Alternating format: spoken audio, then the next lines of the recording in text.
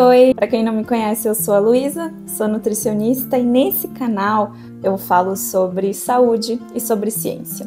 Mas essa é uma série de vídeos que eu tô lançando hoje sobre a minha história com a endometriose. E ela foi idealizada para ajudar o máximo de mulheres que estão enfrentando essa doença.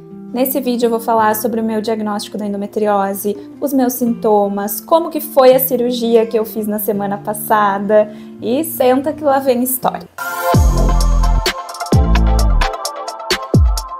Desde a pandemia de 2021 eu tava me sentindo estranha, assim, diferente, especialmente quando eu ia fazer exercício físico.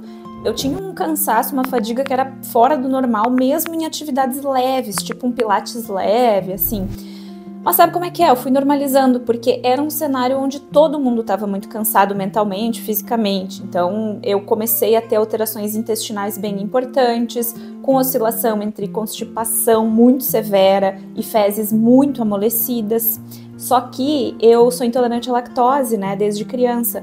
Então fui no gastro e ele considerou ali que fosse uma síndrome do intestino irritável, né. Eu comecei a utilizar um antidepressivo, a sertralina, para ver se melhorava essa questão da exaustão, vai que era um burnout, vai que era um estado depressivo, e também o intestino. Fiz uma dieta baixa em fermentação, low food map, tudo que eu podia fazer que estava ao meu alcance para dar uma aliviada naqueles sintomas, eu fiz, tá?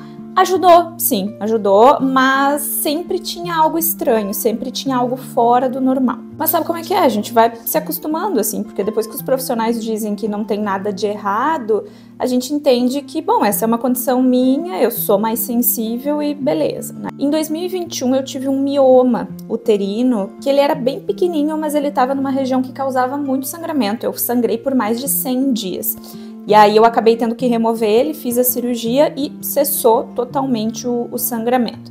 Só que depois da cirurgia eu percebi uma irregularidade menstrual muito grande. Então era assim, 90 dias sem sangrar e 40 dias sangrando. Era uma coisa muito louca que os ginecologistas não entendiam muito bem também. Só que, quando eu tinha 12 anos e fiz minha cirurgia do apêndice, eu fui diagnosticada com síndrome de ovários policísticos, então eu tenho essa síndrome, tá lá até hoje, né? E ela causa irregularidade menstrual, mas não era para tanto. Então eu fui no endocrinologista e nós decidimos ali usar o glifage para regular um pouco essa resistência à insulina que ocorria, né, pelos ovários policísticos. Meus gatos estão se matando. Realmente deu uma leve reguladinha na menstruação, mas ainda continuava estranha. Chegou 2023 e consideramos que a melhor opção para mim seria colocar o DIU Mirena, porque daí a gente tinha esse controle hormonal e eu não tinha tantos efeitos colaterais do anticoncepcional via oral, né? Eu tentei colocar o DIU 3 vezes, tá? 2 vezes no consultório e eu não consegui aguentar a dor da inserção do DIU, e olha que eu sou relativamente forte para dor, tanto que nas crises de endometriose agora eu me surpreendi porque eu achei que eu era bem mais fraca para dor, viu? Eu até que aguentei bem. E para colocar o DIU eu chorava de dor, tanto que eu tive que colocar no bloco depois, e a minha recuperação foi diferente também. Eu tive muito mais tempo de sangramento, muito mais tempo de dor do que o normal. Nisso eu já estava na minha 6ª ou 7ª ginecologista da vida, assim, porque eu sempre acabava trocando, porque chegava num ponto que eu precisava ouvir outra opinião, porque não era possível que eu tivesse tanta coisinha, sabe? Teve uma época que eu tive muita candidíase de repetição também. Aí chegou o ano de 2024 e eu tive uma pneumonia em maio, atípica. Então ela foi considerada uma pneumonia atípica por um germe atípico que tinha uma característica inflamatória muito semelhante à pneumonia da Covid, mas eu testei negativo para Covid. Então ficou aquele mistério, eu fiz vários exames e não descobriram o que era, os meus exames de sangue sempre muito alterados, mas os de imagem normais. Então ficou aquele mistério e eu fiquei ruim uns 3 meses, assim, bem desconforto torácico, dificuldade para respirar, minha saturação dava umas osciladas muito loucas, assim, e virou um eterno mistério.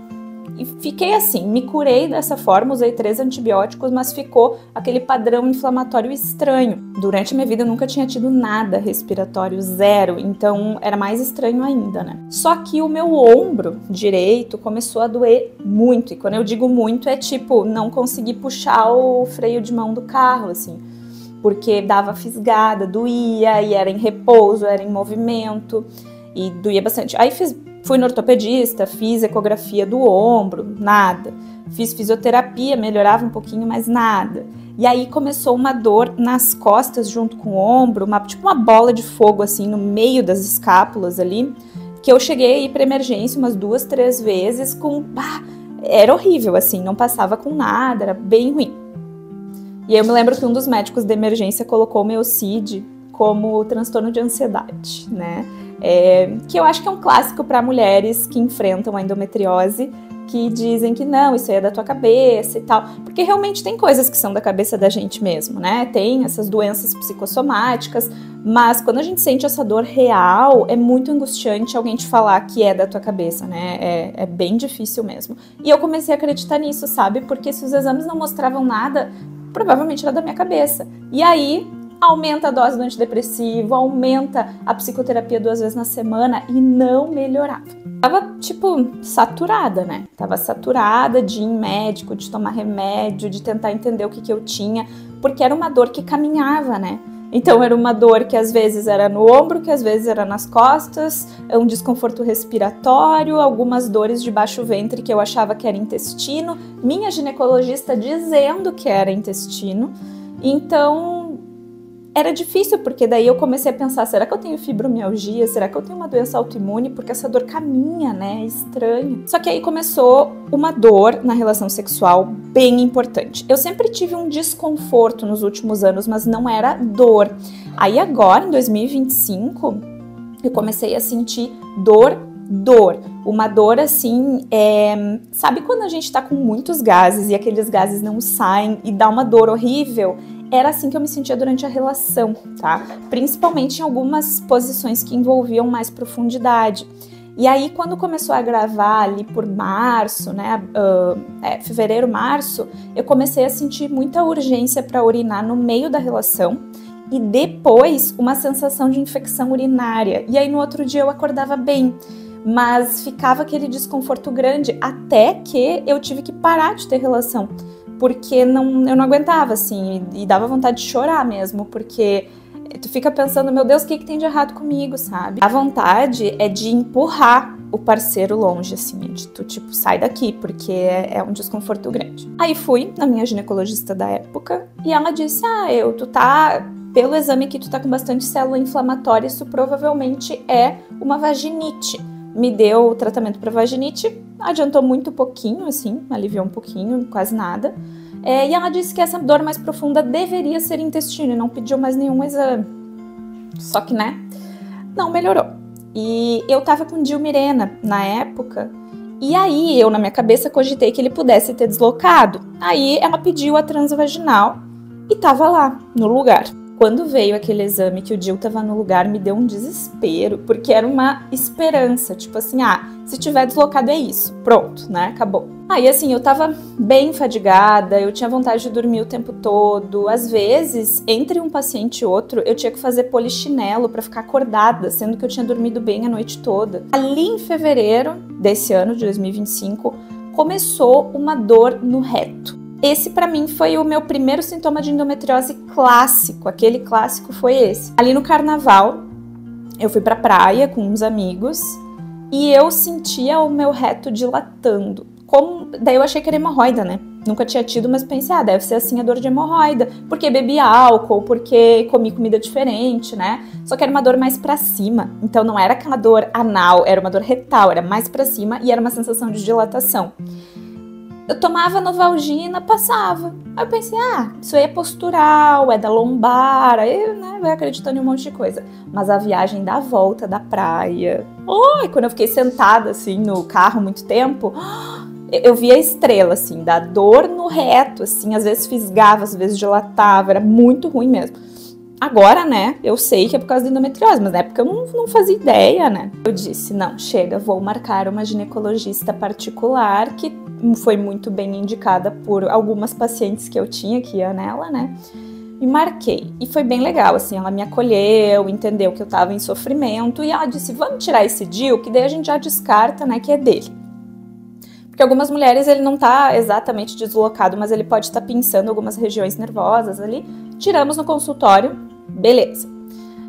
Eu fiz as contas e ela foi a 9ª ginecologista que eu fui na minha vida. Lá vou eu, né? Eu tava dirigindo e pensando, lá vou eu para mais uma ginecologista. Essa consulta foi muito boa, realmente, sou eternamente grata a ela, porque ela me pediu uma ressonância pélvica para descartar a endometriose, só que ela pediu para 3 meses ali para frente, porque os meus sintomas não estavam tão clássicos assim. Eu admito aqui que eu já tinha pesquisado na internet e a hipótese de ser endometriose estava muito forte na minha cabeça, mas eu não queria ser aquela paciente chata que já chega com o diagnóstico, sabe? Porque eu entendo que a pelve feminina ela é muito complexa, então não dá pra gente resumir tudo em endometriose. Passaram-se uns 7 dias ali da consulta com a gineco e eu tive 3 episódios de sangramento nas fezes. E não era sangue vivo, era aquele sangue no meio do cocô, sabe? Que eu sei que é mais preocupante por ser profissional da saúde, eu acabo sabendo disso, né? Fui na emergência, num ambulatório de consultas eletivas, tipo emergência aqui, e peguei um médico bem legal, assim, bem bom, e ele fez o toque retal, e ele viu que não era hemorroida, que era algo superior mesmo, e ele resolveu adiantar a minha ressonância magnética pélvica para antes, pediu com urgência, porque ele desconfiava de endometriose. Comuniquei minha gineco, em torno de 15 dias eu já estava fazendo essa ressonância, que é a correta, tá? Ressonância magnética pélvica com contraste e com preparo intestinal. Isso é super importante para quem quer diagnosticar, precisa desses detalhes bem ajustados, tá? Isso é bem importante. Quando o laudo saiu, mostrava um endometrioma, que é como se fosse um nódulo de endometriose no meu ovário e um espessamento dos ligamentos uterossacros ali no útero, que seria mais profundo, né, da pelve ali. Beleza, aí eu de curiosa, né, profissional de saúde, fui lá e comecei a coletar proteína C reativa, que é um marcador inflamatório, e ela tava tipo 70, 80, sendo que o normal era abaixo de 5, né? E eu não tava com virose, não tava gripada, nada. Aí eu percebi, isso é condição inflamatória, isso provavelmente é da endometriose, né? Fui no procto, a gineco pediu, né, pra gente fazer uma colonoscopia pra descartar que eu tava com qualquer tipo de doença inflamatória intestinal, câncer intestinal, que pode dar esses sintomas também, né, pode confundir muito. Fomos a colono, tudo certo, foi pra biópsia, um pólipozinho, nada de malignidade. Então tava tudo beleza nesse sentido. A partir disso, a minha gineco me encaminhou para a equipe cirúrgica em Porto Alegre. Eu moro em Novo Hamburgo, né, mais no interior. Então aqui nós não temos especialistas de equipe cirúrgica em endometriose, exatamente. Então ela me encaminhou para profissionais da confiança dela em Porto Alegre e eu consultei o Pablo, que é um médico cirurgião. A consulta com o Pablo foi completamente diferente do que eu imaginava que uma consulta com um cirurgião seria, porque foi extremamente acolhedora e como ele tá acostumado a operar só mulheres com endometriose ou com questões ginecológicas, eu acho que só por isso ele já tem uma forma, né, de acolher diferente. Então eu me senti muito aliviada na consulta por entender que, ok, tem alguma coisa errada que precisa ser. O que eu achei legal também é que, por mais que ele seja cirurgião, ele não me forçou a fazer a cirurgia. Ele disse assim, ó, vamos tentar uns 3, 6 meses ficar com o hormônio que tu tá, porque na hora que eu tirei o DIU eu já comecei com o Slinda, que é um anticoncepcional, né, de progesterona, pra não deixar a menstruação descer, que ia piorar tudo, né? Então vamos deixar o hormônio ver como é que tu fica. Me pediu uns exames também, né? Só que deu alguns dias e eu tava muito ruim, então eu saí do paracetamol e da Novalgina, fiquei usando codeína, o Tilex, né? No final agora eu tava usando tramadol, para aguentar essas dores de reto e de ombro, que estavam muito fortes, muito desconfortáveis, e parei total de ter relação sexual, não tinha como. E aí vem o segundo exame que eu fiz, que ele pediu, que é a ultrassonografia de pesquisa em endometriose. Então tem que ser um profissional muito bem treinado, ele indicou 2 profissionais que ele confiava, porque a ultrassonografia ela é muito dependente do avaliador, né, da pessoa que tá fazendo. Eu fiz transvaginal, né, intravaginal, e fiz também a abdominal superior, aqui, né, pra ver toda essa questão de fígado, intestino, diafragma e tal. Ele identificou esse profissional que tinha umas áreas estranhas ali entre diafragma, pulmão, fígado, que não conseguia ver muito bem, mas que estava fora do normal. E viu de fato aquele endometrioma, viu todas as questões que a ressonância já tinha mostrado. A partir desse exame, as coisas começaram a ficar um pouco mais claras. A qualidade de vida estava bem ruim e as medicações me deixavam muito grogue, então no trabalho eu não estava rendendo tão bem, foram 2 meses ali muito complicados. Nisso o cirurgião percebeu que ok, a gente vai ter que operar porque a qualidade de vida tá péssima, né, que é um dos indicativos ali para operar, é a questão de qualidade de vida, né. E eu não tenho desejo de gestar, então mulheres que têm desejo de gestar, principalmente em breve, a cirurgia muitas vezes serve para essa questão de fertilidade, mas não era uma questão para mim. Entre o meu diagnóstico e a intervenção cirúrgica foram aproximadamente 3 meses, então até que foi rápido, perto de outras mulheres, da história de outras mulheres que às vezes demoram muitos anos entre o diagnóstico e a cirurgia. Mas os especialistas apontam que o meu diagnóstico demorou mais ou menos uns 5 anos assim de sintomas até conseguirem identificar e diagnosticar. Então, quando eu olho para trás, eu penso que, ok, todas aquelas minhas queixas não era que eu estava hipocondríaca, ansiosa, realmente tinha algo ali que justificava.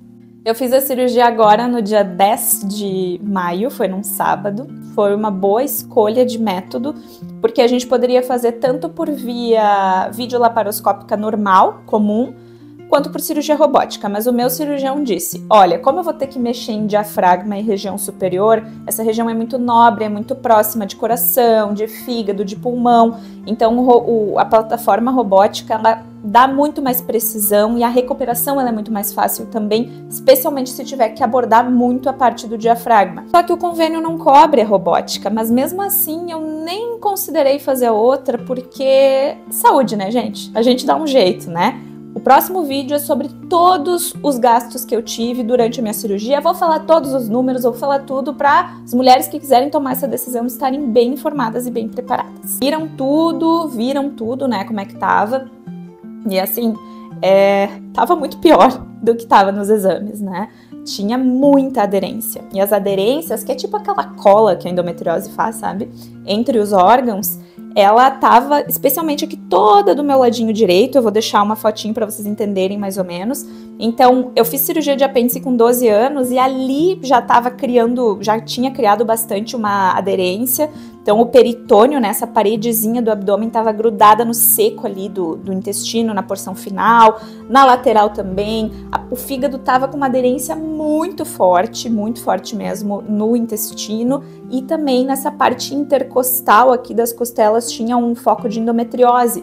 E isso justifica a minha dor no ombro, que é uma loucura total, né? O corpo humano é uma coisa muito louca, né? Eu achei legal compartilhar isso com vocês. Os exames de imagem, eles não mostram tudo, por melhor que seja o especialista, só abrindo para ver. E como diria o meu cirurgião, não vale a pena só abrir para olhar, é melhor abrir para fazer alguma coisa. Então, quando a gente abre para operar, a gente abre para melhorar a qualidade de vida daquela pessoa, né? O meu intestino, ele tava mais estreitinho nessa porção aqui, porque o fígado ali, todas aquelas aderências estavam comprimindo tanto que ele acabou estreitando aqui uma parte dele, e isso justificava muito dos meus sintomas intestinais. Então até agora, depois da cirurgia, eu tô fazendo cocô lindamente, tá? Porque eu acho que agora facilitou toda a passagem, né? A operação tá sendo tranquila, tá? Relativamente tranquila, tá tudo certo.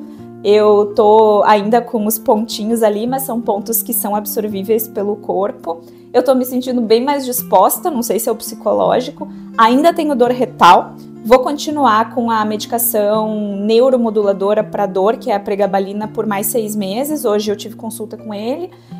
Justamente por causa da memória da dor. Uma das coisas é que o corpo fica tão acostumado a ter dor, que mesmo quando o agente que origina aquela dor é retirado, o corpo ainda tem a memória da dor. Então, por um tempo, eu ainda vou sentir essa dorzinha, mas não na intensidade que estava antes, né? Eu tô muito feliz, eu tô muito aliviada, assim, de ter feito isso. Semana que vem eu vou viajar, eu tô muito feliz que eu vou pro congresso sem dor. São coisas que fazem muita diferença na vida da gente, né? Espero que esse vídeo tenha te ajudado, seja se tu é uma mulher que tá desconfiando que tem endometriose, se já tá diagnosticada, se vai operar. Qualquer dúvida que tiver, comenta aqui no vídeo que eu te respondo. Beijo e se liga nos próximos vídeos sobre endometriose.